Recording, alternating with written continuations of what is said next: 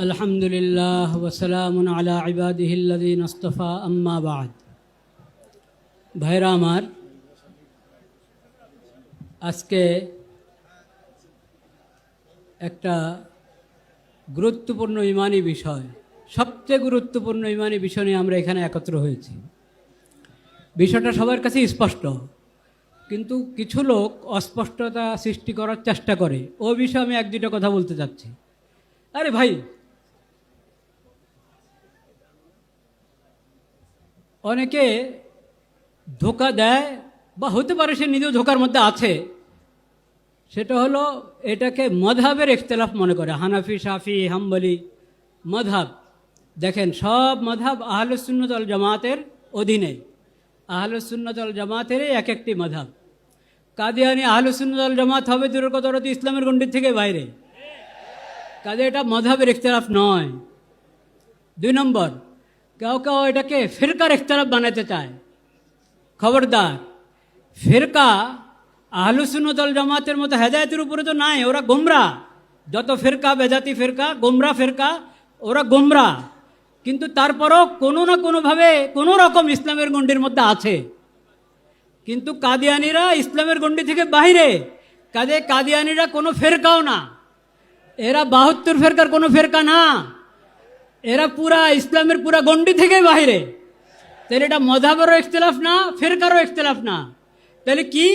এটা হলো ইসলাম আর নন ইসলাম। উম্মতে মুসলিমার থেকে বাইরে ভিন্ন একটা মতবাদ হলো কাদিয়ানি মতবাদ। এটা স্পষ্ট থাকতে হবে সবার কাছে, প্রশাসনের সবার কাছে, সাংবাদিকদের সবার কাছে স্পষ্ট থাকতে হবে। আরও একটা ধোঁকা, প্রতারণার শিকার হয় বা স্বীকার করতে চায় অনেকে, যে এই দেশে তো কত মুসলিম আছে, কাদিয়ানিরা থাকবে, সমস্যা কি? কাদিয়ানিরা থাকবে ইসলামের পরিচয় নয়, মুসলিম পরিচয় নয়, অমুসলিম পরিচয় থাকবে। এই কথাটা প্রশাসন বুঝে না যে তা না, খুব ভালোভাবে বুঝে, সাংবাদিকরা বুঝে, কিন্তু তারা আমানতদারি রক্ষা করে না। নিজেরা মনে হয় ধোকার মধ্যে থেকেও ভান দেখায়, বুঝে না। আসলে সবাই বুঝে। যদি না বুঝে তাদেরকে বোঝা দরকার, শিখা দরকার। ইসলাম, ইমান কাকে বলে, আকীদা কাকে বলে, এটা বুঝতে হবে তাকে। শেষ কথা যেটা বলতে চাই, আমাদের করণীয় আছে।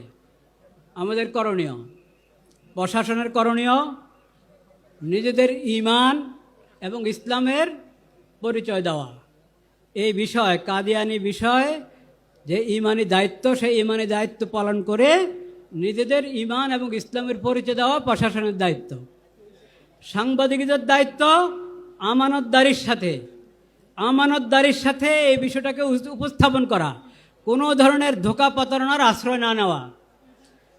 সকল ব্যবসায়ীদের দায়িত্ব, তারা কাদিয়ানিদের সমস্ত পণ্য যাতে এমনি পিছনে পড়ে যায়, ওইভাবে জরুরি সমস্ত পণ্য উৎপাদন করা, বাজারজাত করা। কাদিয়ানিদের সমস্ত আরএফএল এবং প্রাণ, অনেক বিভিন্ন নামে কাদিয়ানিদের অনেক পণ্য আছে, এগুলো সব বয়কট করা, পরিত্যাগ করা জরুরি, ফরজ। এটা ঈমানি দায়িত্ব, এটা ঈমানি দায়িত্ব। নমাজ পড়ি রাসূলুল্লাহ সাল্লাল্লাহু আলাইহি ওয়াসাল্লামের সুন্নত মোতাবেক, অজুখানা গিয়ে দেখা যায় আরএফএলের বদনা, আরএফএলের লোটা।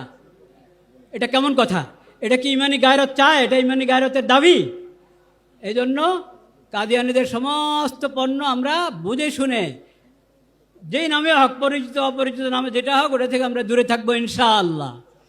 এবং সমস্ত ইমাম, খতিব, আলেম, ওয়াইজ সবাই এই বিষয়ের উপরে যে আমরা আলোচনা করে থাকি, ওটা বসিরতের সাথে করব, পড়াশোনা করে করব, যাতে ওয়ালা তাকফু মা লাইসা লাকা বিহি ইলম, এই আয়াতের উপরে যথাযথ আমল হয়। আল্লাহ তাআলা আমাদের সবাইকে তৌফিক নসিব করেন। ওয়া আখিরু দাওয়ানা আলহামদুলিল্লাহি রাব্বিল আলামিন।